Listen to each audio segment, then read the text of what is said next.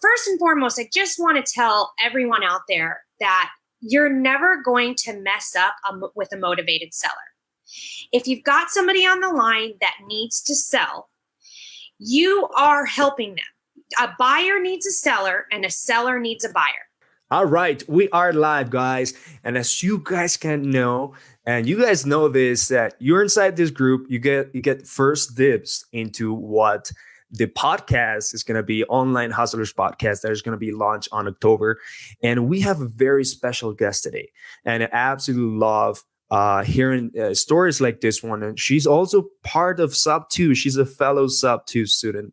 Her name is April Juliano. And we're going to share how she's been able to accomplish really a good amount of stuff, starting in the pandemic, starting where everything kind of went to shit for the whole country, basically, and how she's been able to accomplish great things and really do a good amount of deals in the real estate investing world. So for no more further ado, let's do a countdown and let's start here right now. Mic check. I'm good. Mic check.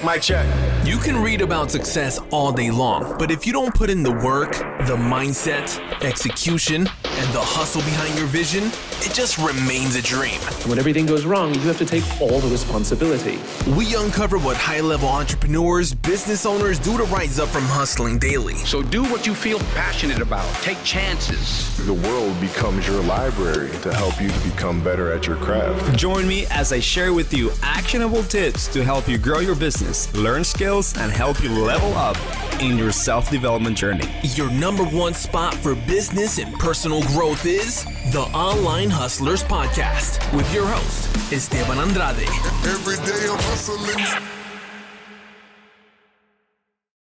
All right, awesome, guys. I am here in the episode for Online Hustlers Podcast. And in this episode, I'm bringing in here a guest that is awesome. This woman, April, that we have right here, she's part of a huge community in the real estate investing world that we have. It's called Sub 2. And we're both part of this community. But what she's been doing, it's been really inspiring, and it's been great for a lot of people that are really struggling and just hustling out there and just trying to make things happen and that don't seem to make it work.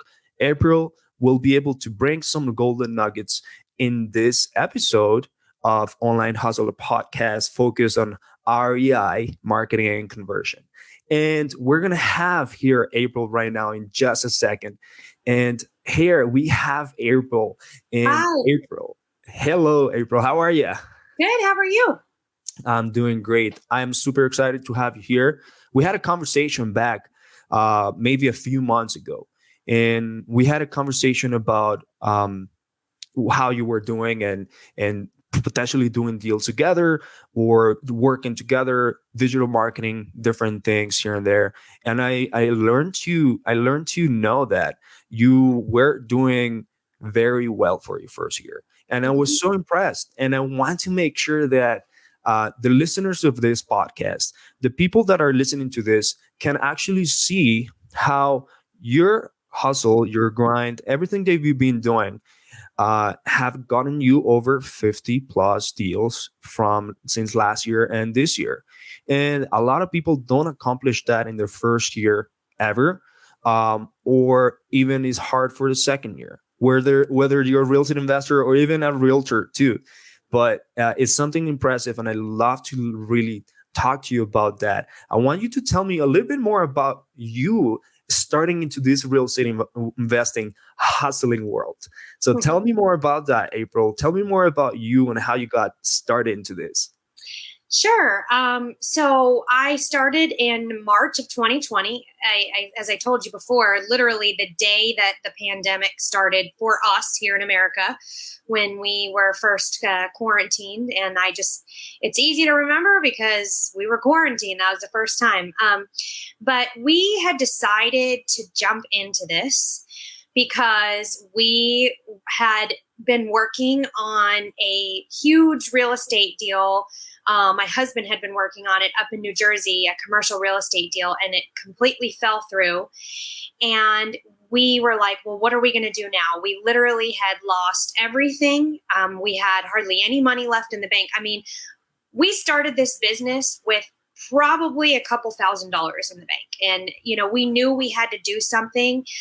And it just so happens that we stumbled upon, a guru on YouTube and kind of started watching this and had no idea that there was this wholesaling thing. We were just so enthralled, like, oh my gosh, I can't believe this is a thing. Like, we have to get into this. Like, this is what we have to do. I mean, we both loved real estate. We had dabbled in it. I actually was in finance before. And so I knew I could do it. I know I've built multiple businesses. I've owned a restaurant. And so I was like, all right, this is what we're going to do. I had 3 little kids. And, we're running out of money.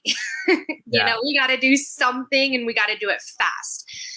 So we jumped into wholesaling through cold calling.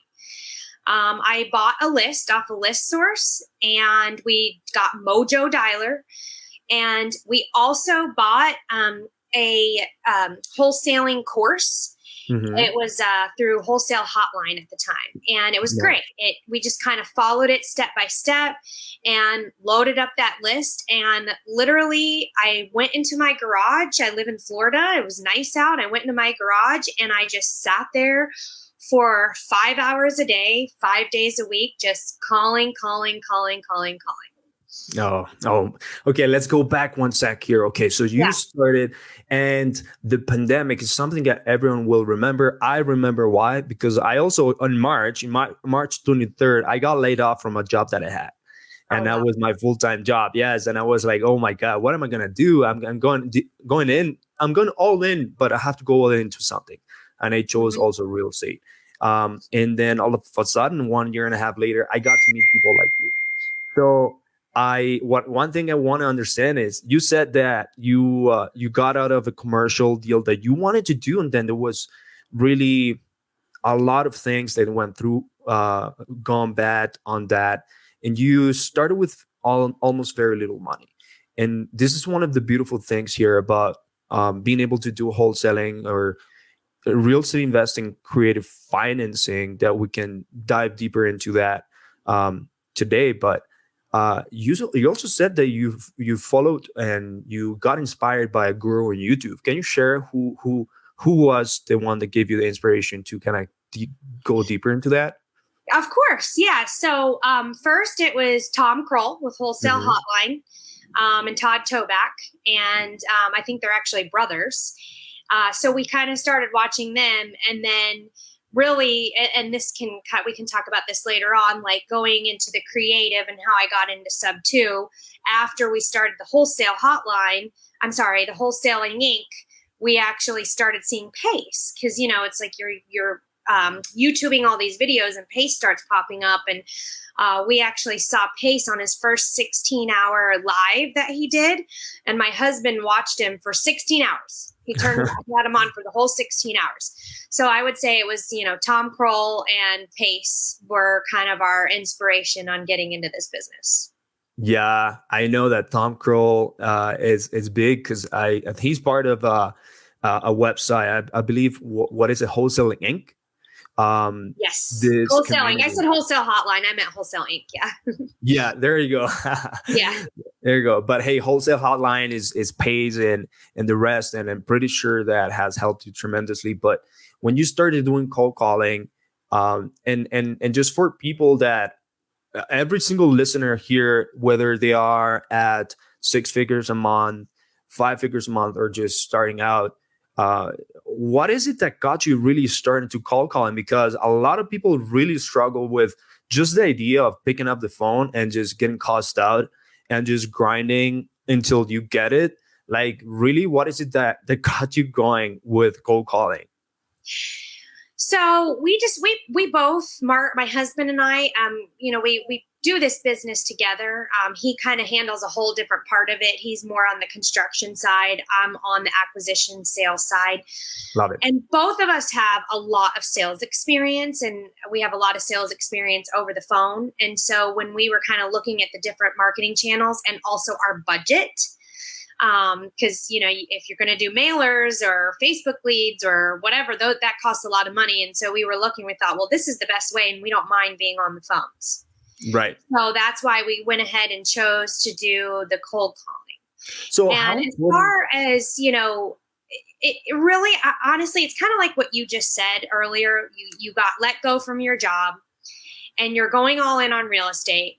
You are desperate, right? Like this has to work. And that's really where we were, is that there was no option to quit. There was no option to not do it. Like this was for my kids. This was for my livelihood.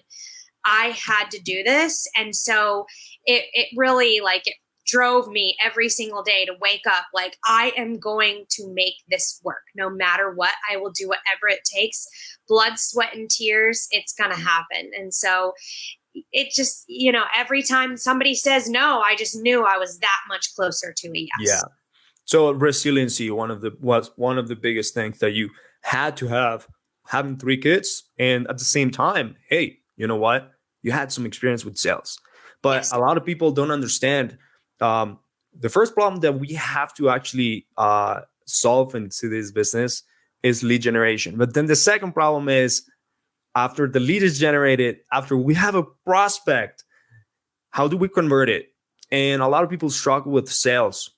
And how important do you think is that part into this game, into what wholesaling and real estate investing is? Like, just tell me. Yeah. Well, okay. So you definitely need to be a good negotiator. You don't have to be the best negotiator. And first and foremost, I just want to tell everyone out there that you're never going to mess up with a motivated seller. If you've got somebody on the line that needs to sell, you are helping them. A buyer needs a seller and a seller needs a buyer. You got a product that you want to sell. You can't sell it unless you have a buyer. Just the same way. Like, I want to buy, I need a seller. So you're never going to mess up a motivated seller. But if you want longevity in this business, you need to increase your skills as far as negotiating. So I actually come from a sales background of relationship building. And so I used to acquire customers and then I would keep them. And so I would build my relationship and I would have, they would do more and more and more business with me. So the relationship side of it, it's gold. Like, I've got that, no problems. But it was the negotiating side, because when you're building relationships, you're playing nice. And I'm not saying you're going to not be nice when you're negotiating, but you can't worry about hurt feelings. Like, this is business. And so, that's definitely something that I've had to work on. My husband is an amazing negotiator. And so having him kind of lead me and guide me, when I was doubting myself, that was very helpful. So I was taking the lead in terms of doing the cold calling, doing the negotiating, doing all that. But it was awesome to be able to get off the phone and say, okay, this is what's going on. Like, what do you think I need to do? And so he helped, and, I just got better over time. And have I messed up deals before? I'm sure. Yes. Have I lost deals? Yes. But at the same time, it's like, I just keep going. And the more that I do, the better that I get, and the more confident that I am when I am talking to a seller. Absolutely. I absolutely love exactly what you said about building a relationship with actual people, because a lot of people, they actually get taught that there's a formula to get a low offer so that you can get profit out of it. So they go ahead and they go straight for the kill, basically, without thinking that these people are human beings, and just thinking that this is only a formula and has nothing to do with human relationship. But you're building relationship every single time that you connect with the seller, that you have a conversation with the seller. And you also have to be able to negotiate, because not everything is going to fit everyone. Not every single offer that you give is going to fit everyone. So you have to be able to negotiate. Your husband is great at that. By the way, is there any book that you recommend about negotiation out there, about sales, that maybe someone can pick up, or a course or a video, something out there? Okay, so do I have time to read? Not really. I have 3 little kids, so and I'm hustling all day, so I don't really have a lot of time to read. But I do make time to listen to podcasts, and I bought a really good sales course. I mean, this is just go out and buy it if you want. Don't if you. I'm not promoting it or anything, but I thought it was great. Is the Todd Toback sales course? Just. And I've been able to keep that, and I actually train my VAs with it as well. It's just a really good outline of how a call should go, like a seller appointment should go, where you spend a little bit of time building rapport, you're kind of setting up, you want to mirror, you want to match the seller. And so you kind of get all those terms. And so I did take that course, and I continually listen to closers close. I'm seeking that out. Like, I want to hear people talking to sellers. I want to hear what their strategies are, what their techniques are, what some of their verbiage is. And then I take that and I use it to fit me and my personality. I might not say it exactly the same, but I'll say it the same that makes it sound right coming out of my mouth. Absolutely.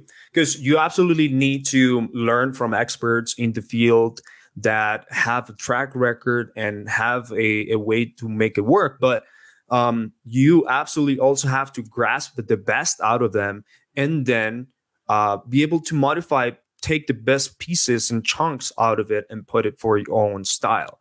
Especially if you think that your personality or the way that you are, way you want to talk is going to be different. So I know that a lot of people struggle in getting on the phone and feeling confident on whenever a seller is there, and just making the seller feel confident that they can do a deal with you and that the deal will happen with you too.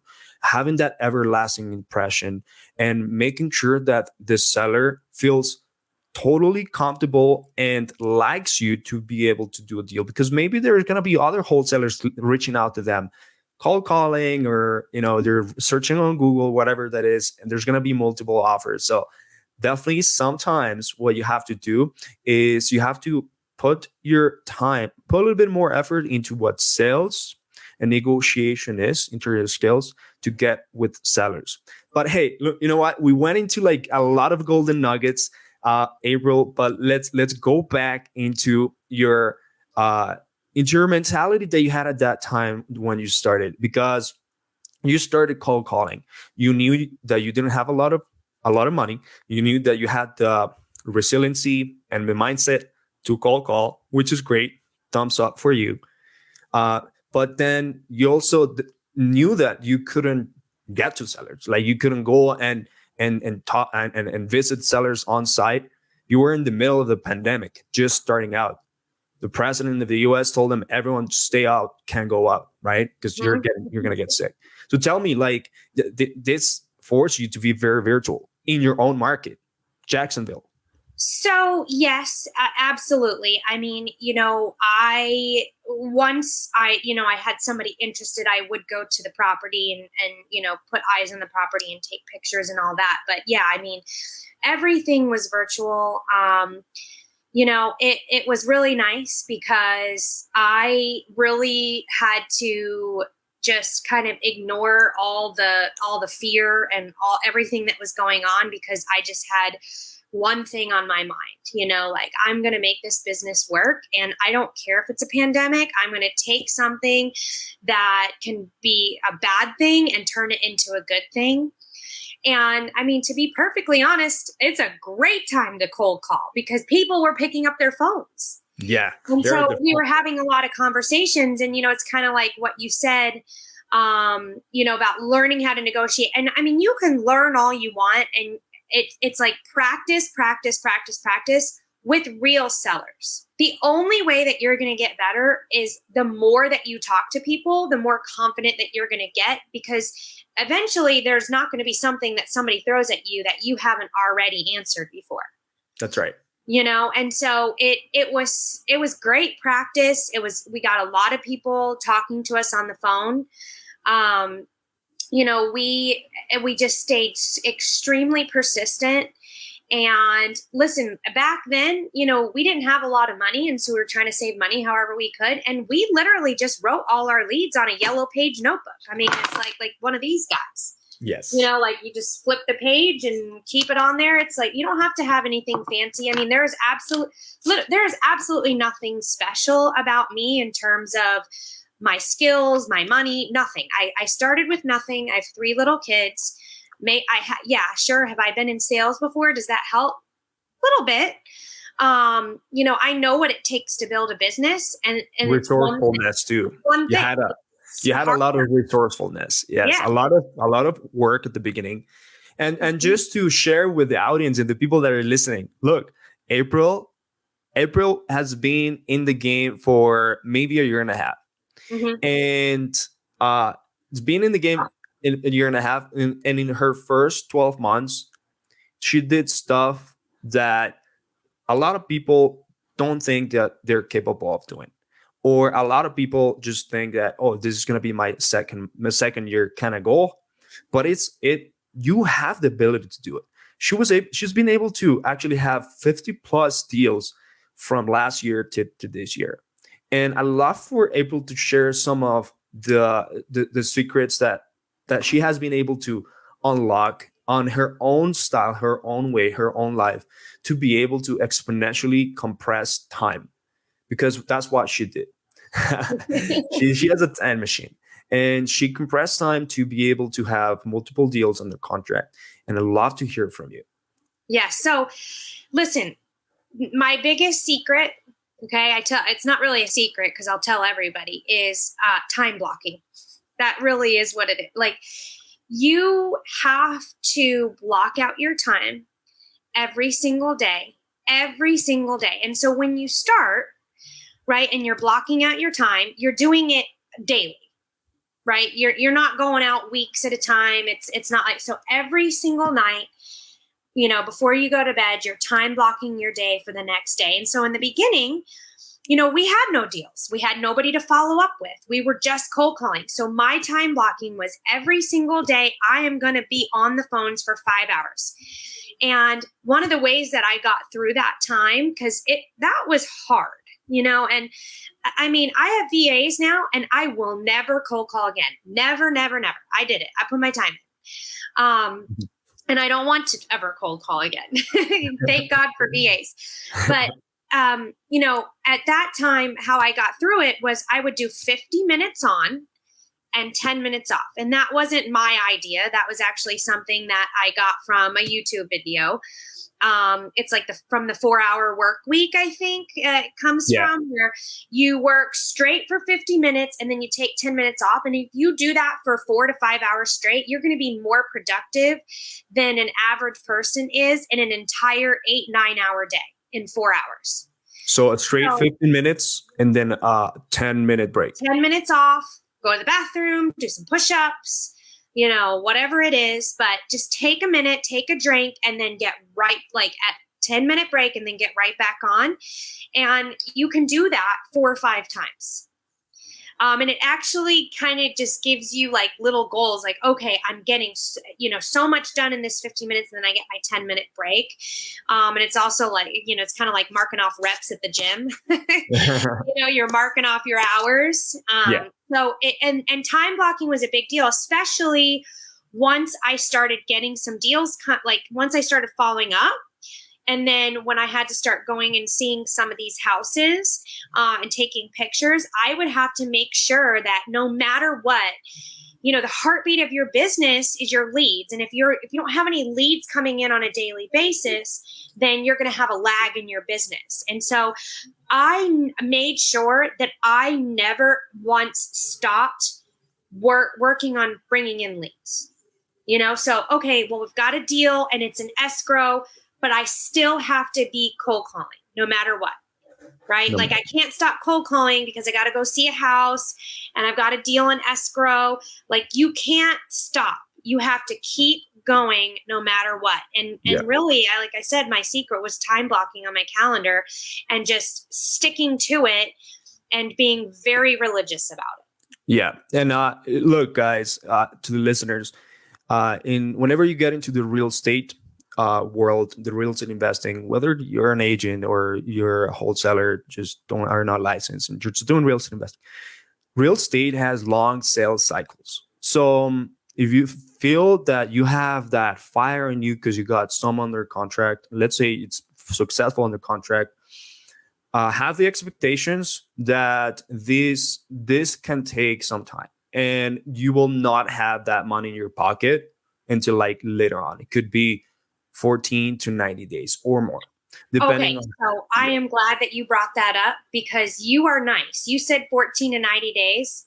I say 6 months. 6 months. You got to do 6 months because you might not get a deal in the first 6 months. I hope that you do, but you have to do it every single day for 6 months and you will get a deal, but not 14 to 90. You might, but I almost wouldn't want you to get it in the first 14 to 90 because I think sometimes you slack off if you get it too quickly, but if you really have to work for it, you're building some muscle and you know that you'll be persistent enough to get through it and get a deal.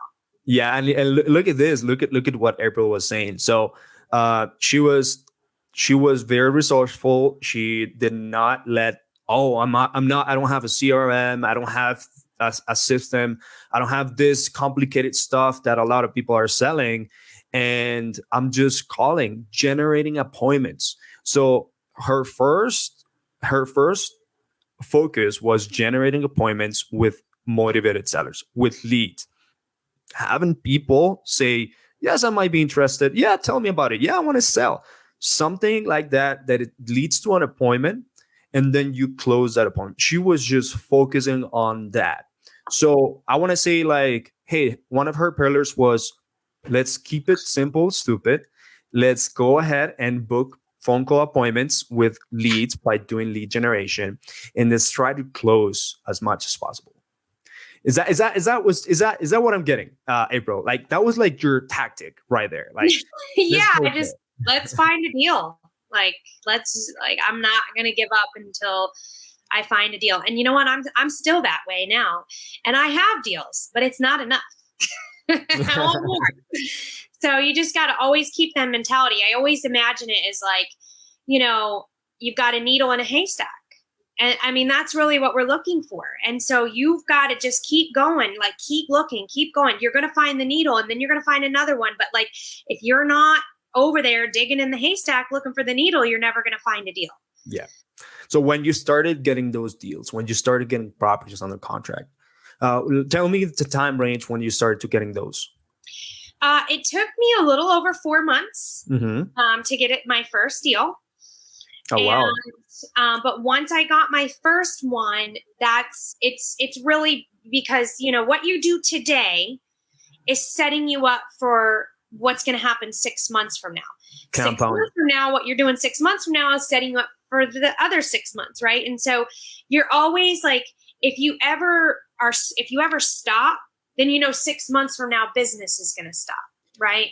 Compound. And so yes. I never stopped. And so once the deals started coming in, they kind of kept coming in, and at that point, once my first deal came in, I kept a little bit for myself. Obviously, we needed the money, but I would put it right back into my business, and I actually started doing some texting. So I was cold calling, and then so every time we had deals come in, I would actually add it to my marketing budget so that we. How much would you put from your profits back into your business? That's hard because we were just kind of scrambling at the time. I stayed pretty consistent with the cold calling until I got my VAs, which I started in March. I got my VAs, I think maybe in October or November. And then I started texting in probably June. And what I would do is I really didn't have a lot of money to put towards marketing. We were maybe putting about $500 a month in marketing. And that would have to be skip trace leads and all that. And what I also did is I was doing free marketing too. So looking for other, like reaching out to other wholesalers. Like I have a lot of buyers here in Jacksonville, doing a ton of networking, looking for deals on, Zillow and Facebook. I actually found a couple deals on Facebook, just the marketplace. And I wholesaled a couple houses direct from sellers. Cause if you're quick enough, you can find a seller selling a distressed property on Facebook. So I got a couple deals that way. And, from some of those free marketing leads, like those deals that I closed, I would put it back into my marketing, and I just would slowly increase my marketing budget. Went from 500. And then when we did probate mailers starting in November, December. And that's a little bit more money because you have to pay for the leads and then do the mailers. So then that probably upped me to about $1,500 a month. And now here I am, about 18 months out, and we're running probably about $3,500 a month in marketing. Nice. I love that. So it seems like a lot of people would try to do the same thing that you were doing, the free marketing, the hustle, but they only get so far. But you were able to accelerate and go faster. And so what do you think that when you were doing this was the best way to leverage your time and leverage the amount of deals that you were about to make, and that got you the most amount of opportunities on a month-to-month basis? What do you think it was that thing that you made, that you did different with the free marketing strategies? You mentioned JV, you mentioned Facebook marketplace, you mentioned all these free ones, but what is it that gave you the slight edge? The JVs. The JVs. Okay. Yeah. So first, I recommend anybody who wants to get into real estate to join a mentorship, period. And when you're picking your mentorship, you want to join one that has an amazing community, because your community is going to be the people that lift you up when you're down. They're going to be your network for if you get a deal. You might get a deal in Washington and you live in Maine. If you are in a mentorship, you could possibly network with somebody that lives in Washington and do a deal in Washington. That's how cool it is to be in a mentorship. And,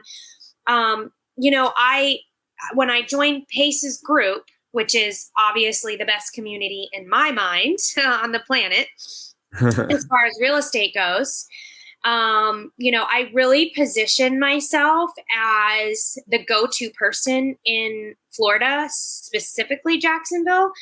You could bring me a deal in Florida anywhere, but I position myself specifically in Jacksonville because I really networked hard to build a very large buyers list here.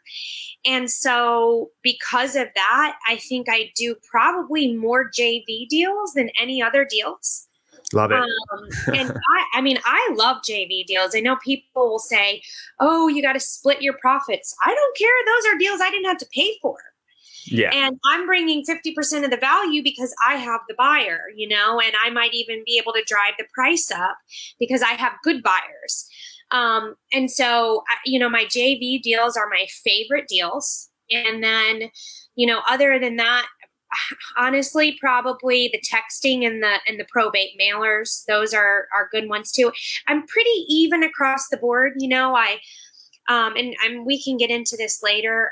I had kind of pulled back in January to take a look at my business, and I went to Pace's mastermind, and I really had just been hustling so hard. I hadn't built a sort of foundation that I could go back and look at my business and analyze it, because I just was hustling. I wasn't looking at my business. I didn't care. I just wanted to deal. So I know that there's people out there that are analyzers, and so they may not take action as quickly. Like I am an action taker. But what happened was towards the end of the year, I really didn't even know what my business looked like. And that's not good either, And so I kind of had to pull back a little bit and start to set up a solid foundation to be able to grow my business, as a real business, not just, hustling can only take you so far. It's not just about hustling. It's, you do want to have a very good, solid foundation.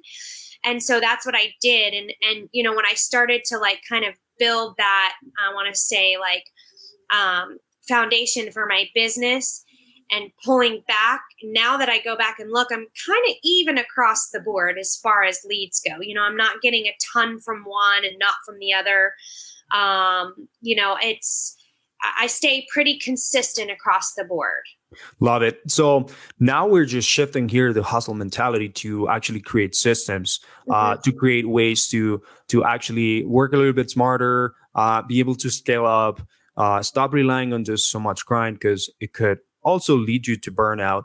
But you ended up joining Pace's group sub 2 on January.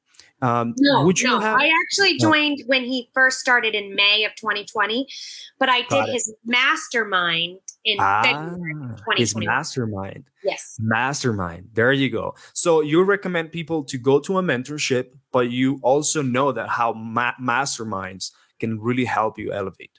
Right? I would go to every single one if I could.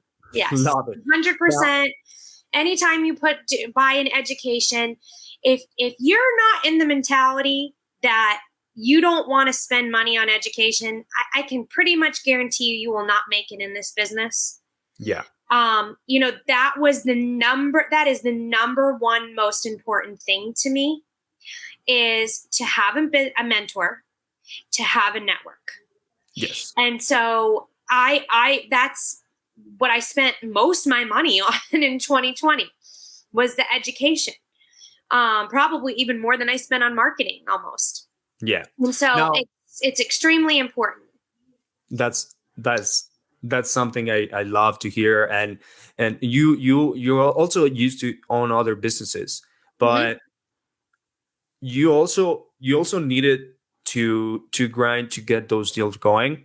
And you took the mastermind and started looking at deep dive into your business itself, into the foundation.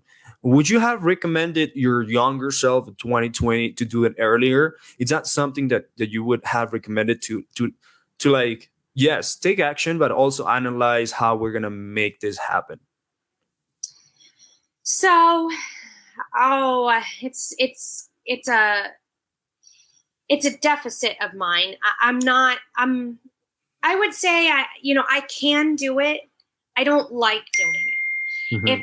If I take the time to do it, I can make it happen, but I'm more interested in going out and finding deals. And I just get like, I can't be sitting here looking at my business. I need to be finding deals. So, but it tired me out because I didn't really have any good systems in play. And so I got almost a little bit burnt out by January. And I knew, I'm like, I can't stay at this level. You know, I'm getting deals and I certainly could get deals, keep getting deals this way. But my goal now is to start working on my business and not in it. Yeah. I want to put the right people in it to do all this work while I continue to work on my business to grow it to the next level. Absolutely. And here is the thing. You guys got to understand the first years in business. And I've say a lot of your gurus say like Gary Vaynerchuk and things like that. You gotta go hard the first year. It's the first year, second year. But at the same time here, there's a point where she was actually feeling it just in January. She was feeling a little bit tired and she needed to connect some of the dots, and she found it with Pace Mastermind, which I love. By the way, if you guys are looking for join one of the best masterminds that I feel that it's there, because there's just so much value and you just pay, literally you're paying $1 and you get $10,000 back. Literally, like that's kind of like the ratio. And if you want to join, you can hit us up. We can hook you up to be part of the mentorship and sub to mentorship with Pace Morby. But I absolutely love to hear that Ms. April here started to get to know that she needed an integrator part. She needed to like integrate her business somehow, and she's an action taker. She's one of those people that be like, I'll forget of everything. I'm gonna put my horse reps here, and I'm gonna go ahead and make stuff happen. I'm gonna pull that really strong. But at the same time, you guys need to know that once you grow and you have picked up some momentum, it can really be a lot of weight on your shoulders in business. And this is not only that, but you could waste a lot of money. A lot of money too. You don't know where your money's going. You don't know which lists you pulled. You don't know what's what. That doesn't work. Yeah, and it can affect you. Like you're doing, like people sometimes know they're doing well, but somehow they start getting this mental like deficit. Like they start getting depressed. They think that things are going wrong. Like and they're on, they're gonna get this unhealthy mind. So you have to be able to also work on what your foundation of your business is going to look like, and how you're going to be able to systemize it and be able to stop spreading yourself too thin and hiring. So at what point did you start hiring, April? At what point did you actually start going at it?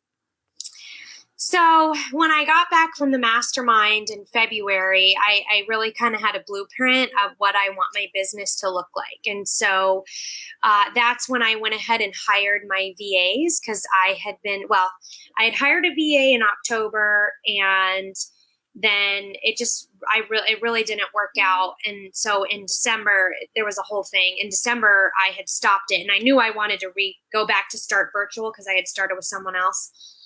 So in February, I rehired my VAs through Start Virtual, and I had been talking to someone who was interested in being an acquisition person.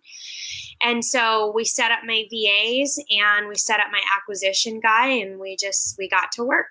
So we were doing calling and texting, and my acquisition person's kind of going through and doing all the follow-ups, and I'm doing the closing. And so we kind of have a little bit of a system going. And, once I started getting some deals there, then I started adding some other marketing channels, and I now have a couple other people that I'm training to be some more acquisition managers. And right now I'm kind of playing all the other roles. And, as I'm growing and I'm starting to feel pain in certain areas where I can't get it done, that's when I start to say, okay, now I need to bring somebody on to take this off my plate. Yeah. We have been dating a couple of integrator type people. Haven't really settled on anyone yet, but we really took the time this year to build a very solid foundation, so that we can take our business to the next level, in the coming year. Love it. 50 plus deals, guys. And you know what? She hired only maybe, I want to say 8 to 8 months after. Would you have hired a VA earlier on? No, because I really didn't know how to manage my VAs at the time. I would say that was one of the things that I learned at the mastermind, was how to manage my VAs, I didn't even really know how to pull lists or anything like that. It was just kind of winging it. And I was still getting a ton of deals. So, you can do it. It's definitely can happen. But I knew that's not how I want to live my life. That's not how I want to run my business. It's too much stress. And so, no, I think there really isn't anything that I can look back on in the last 18 months and say, I would have done that differently. Yeah. Because every single thing that's happened, every mistake has been a learning experience. And I 100%. Know that, it's all for a purpose. And now, do you feel that people that are in real estate investing, maybe they've been there for a year, they don't see themselves growing in this, or they're just starting out?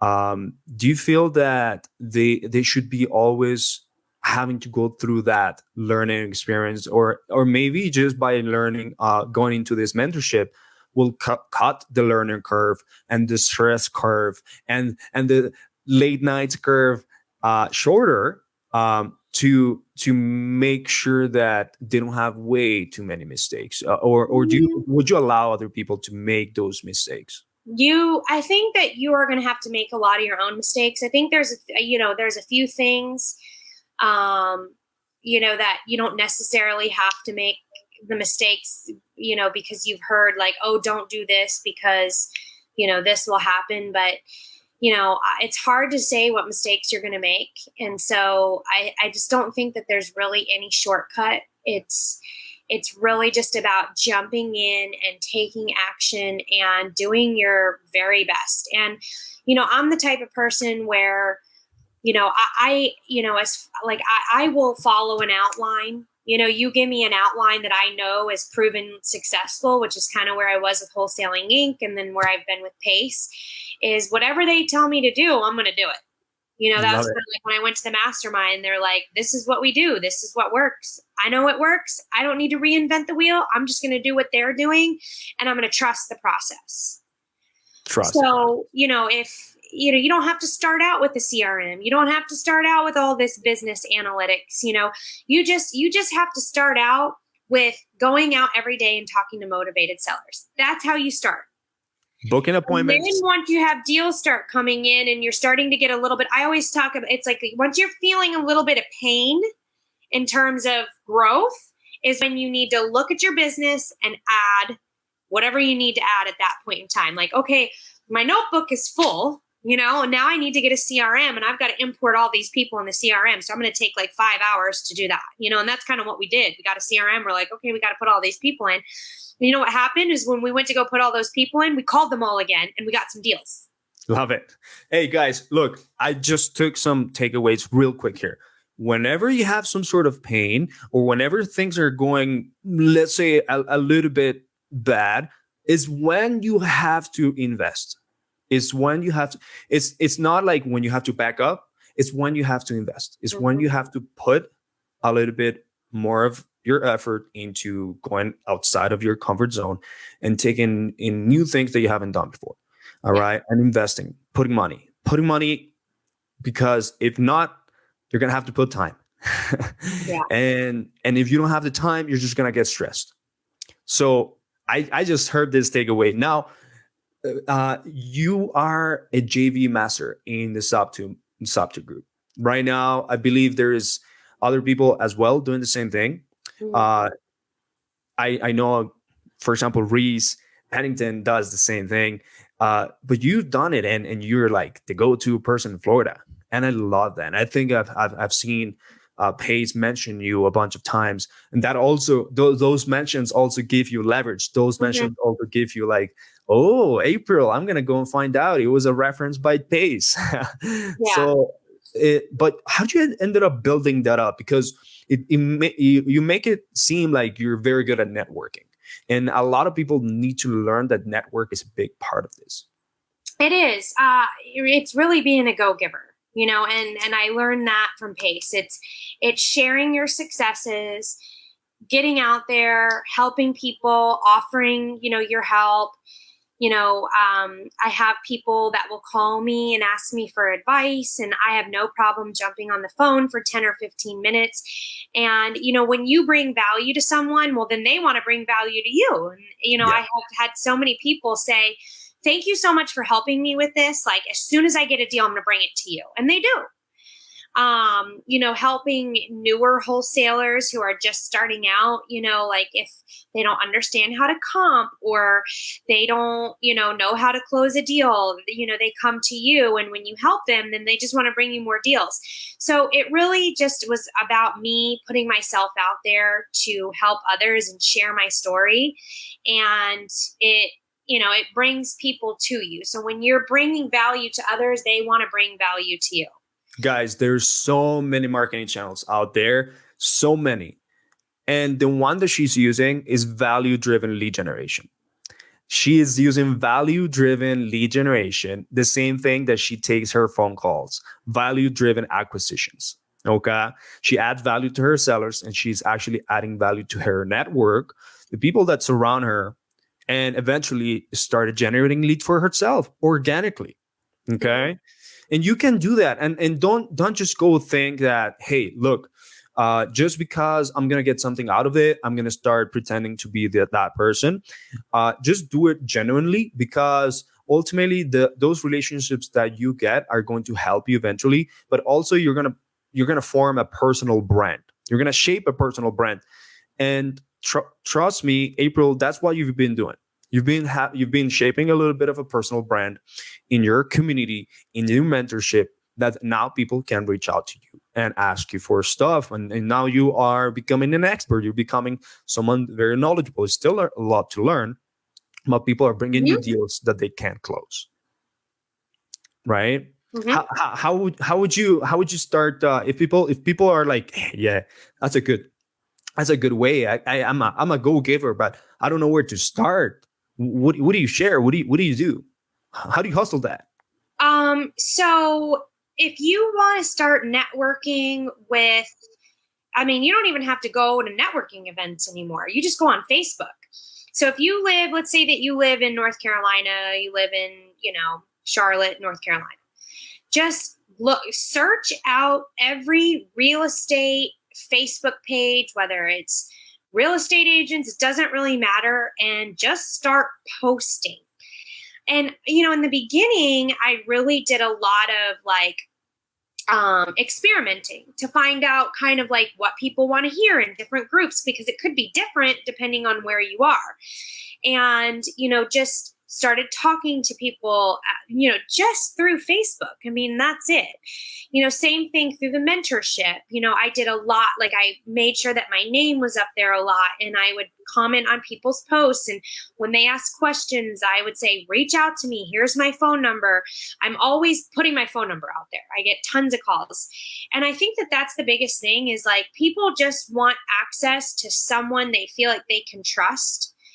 Because there's just so many people in this business that really are in it for themselves, and it can give you a bad experience. And so I just put myself out there as somebody that you can trust. I put my phone number out there. I put my email address out there, my Instagram handle.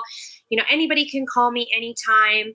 I try to get back to people, right away, as soon as possible. And, it's just building over time. Like the more consistent, it's the same thing. The more consistent you are, the more that people are going to know, recognize you. It's funny because I have a lady that I've networked with in South Florida, and, she is relentless. I mean, she is relentless. In the beginning, I didn't even know who she was. And I guess she had seen me on a podcast, and she literally would message me every single day. And I got to the point where I was like, what? Who is this person? And I kind of talked to her, and we got on the phone, and she's awesome, and I'm like, man, I'm so glad that she did that. And we've done a lot of deals together since. Love I'm that. so glad that she did that, because she was another April. She was a resilient. Right. I mean, 1 or 2 times messaging me, I probably was just like, meh, because, it was just kind of like, hey, reach out to me if blah, blah, blah. But she did it every day, every single day. Oh, my God. So that's what I'm telling you. If you do it once and you say it doesn't work, it's just not true. You've got to do it over and over and over and over and over and over and over and over again. I mean, that's just the way. It's just like with marketing. In terms of cold calling and texting. Same thing with networking. You just keep putting yourself out there, keep putting yourself out there, keep putting yourself out there. And eventually people are going to be like, who's this person? Yeah. After they've seen your name 75 times, now they know who you are, because you're putting yourself out there, and you want to do it over the long haul, not just for like 2 months and then you disappear. It's got to be, months on end. That's her right there. I'm kidding. Hey, how many JV leads do you maybe get per month? Oh gosh, that's hard. It's like my business isn't like super consistent as far as deals coming every month. Like I might get 5 in 1 month, and then I might not get any the next month. Yeah. So we're still building. Mm-hmm. So I would probably say about half my deals that I've done in the past 18 months are probably JV deals. There a lot of them. A lot. Love that. Boom. Yeah. I love that. I actually love it. Now, you ask me and I don't even really know, because I just don't look at my business like that. Not a problem. What are the plans? What are the plans that you are actually going to take moving forward, or what you think is going to happen to keep growing right now? And you've done really good things in 1 year, but what are those things that are gonna move you forward now? Yeah, that's great. So, I've got a couple of different marketing channels that I'm trying to grow. I'm trying to stay very consistent on, I want to bring some people on. I want to train them. I want to have systems and processes. My goal for me is to just be a closer. Like, I don't want to have to follow up. I don't have to go out and I want to be a closer. I don't want to have to do escrow and all that. I just want people to say, okay, this deal's ready to go. Let's close. Like, that's kind of my goal. And then eventually I'm not even going to be the closer. I want to teach someone else to be the closer. So we're really still in the building phase. And so, my goal for this year was to do 2 to 3 deals a month. And we're on track to do about 2.5 deals a month. I hope I do more by the end of the year. I've got a lot in the pipeline. So, maybe by the end of the year, we'll be at 3 deals. And then next year, I want to do 4 to 6. I want to ramp it up. And, the only way that I'm going to do that is just by staying consistent. I've got my VAs and I've got my marketing channels. So I'm really just, the heartbeat of the business is the leads. And then you have to know what you're doing with those leads once they drop into your business, right? 100%. So, the follow-up, you've got the conversion, you've got the escrow. And so we're just kind of trying to stay consistent and, slowly increasing my marketing budget as we get more deals coming in so that we get more deals. Yeah. Yeah. So we're about to wrap up here, but I do want to ask you, and this is very important for a lot of people, that they just hear the word wholesaling, and real estate investing is wholesaling, and that's how I'm going to start. But when joining Sub2 and when joining to be able to learn these different methods such as creative financing, you've been going to be able to increase your conversion. So yes, it's a numbers game. Like other people say, the more leads you have, the more opportunities that you're going to get to close. But also, the more ways that you can monetize a deal and that you can solve a problem to a seller, the more deals you're also going to close. Yes. So how has that changed that for you ever since you joined Sub2? Oh gosh. So yeah, that changed. So actually what's funny is my very first deal was a creative finance deal. It wasn't even I wholesaled it, but it wasn't like a straight cash wholesale deal. It was a Sub2 flip that I wholesaled to another investor. And, what it is that you have more tools in your tool belt. Mm-hmm. And so you're able to have a conversation with a seller and educate them as to what their options are to find out, what's a good fit for them. And when you have multiple solutions to, a problem, I don't even know if you call it a problem, but some people it is a problem. But when you have multiple solutions and the seller can, take some of the power into their hands and say, yeah, I really like this idea. Let's go this way, as far as seller finance or Sub2 or straight cash. And, when I went back and looked at my business last year, I did a lot more wholesale deals than I did creative, but I know that I got a lot of those wholesale deals because I was having a conversation about creative finance and offering them something else to let them say, yeah, I don't really think I'm going to go that way. I want cash, but I'm going to go with you because you educated me on something that I didn't know about. And now I trust you, Yeah. So it definitely opened up for me a whole new world. And I really try to position myself in that market. Like, I love creative deals. I would much rather do a creative deal than a wholesale deal. So much more fun for me. And, I've kept a couple of them. So now we have some rentals, and I would have never been able to do that without creative finance. Before that, have you had rentals before? No. So how many rentals do you have? Right so now? We have one property that has 5 rentals. It's got 5 mobile homes on it. Nice. And then we have 2 other properties that are single family residences. So 7 rental units total, 7 doors total, cash flowing. So pretty cool. 1 year and a half. And it's all creative finance. And if it weren't for creative finance, we wouldn't have it. If you ever feel and you ever think that you cannot own real estate if you don't have the cash, you're wrong. There's ways. You are wrong. You're wrong. So I love this. I love this show today, April. You shared a lot of golden nuggets and about your experience and how you're actually really hustling and then now shifting to building out your business even more.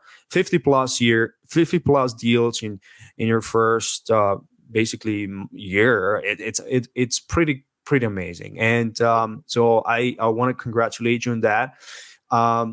What would you say that people that really want to take it to the next level are in here should be looking at, and what will be one of the biggest tips that you give? So people that want to take it to the next level? Yes. Well, I mean, I already said, I think, joining a mentorship is key, and never giving up. It's never give up. When you feel like, I think someone who wants to take it to the next level, they aren't at the next level yet, right? So they're either experiencing some pain or they're not ready to take it to the next level. And so, it's really just going to be about anytime you feel like, okay, this isn't for me, I need to slow down, or this isn't working, these VAs, I haven't gotten a lead, I haven't gotten a deal. Like anytime you think you want to slow down is when you should ramp it up. Love it. And always ask for help. Call a friend. Okay. And, we all say your network is your net worth. Don't call your friend that's, not making any money, that's not in real estate. I'm talking make some friends in real estate with people who are successful, and call your friend and ask for help. Ask for help. Guys, a lot of people hold it back. They're like, oh, I'm too proud to ask for help and I think I can figure it out myself. But there's solutions out there and people are willing. There's so much willingness to give in this world, like a lot. I've learned just by seeing Facebook posts, Instagram videos, shorts, YouTube, just people giving, right? So yes, ask and take a mentorship. I'm not telling you that you should do exactly this, but I do recommend you to have the new star of A&E Pace Morby. All right. Yes. And also reach out to April if you yes. want to. How would they reach out to you, April? Here's my phone number and here's my Instagram handle. Love it. There you go. All right. So we're going to put the phone number and Instagram. Follow her, like her pictures. Don't creep her. and I'm pretty sure she'll be able to help you. But if you want some help, make sure that you also bring some value. Thank you. Yeah.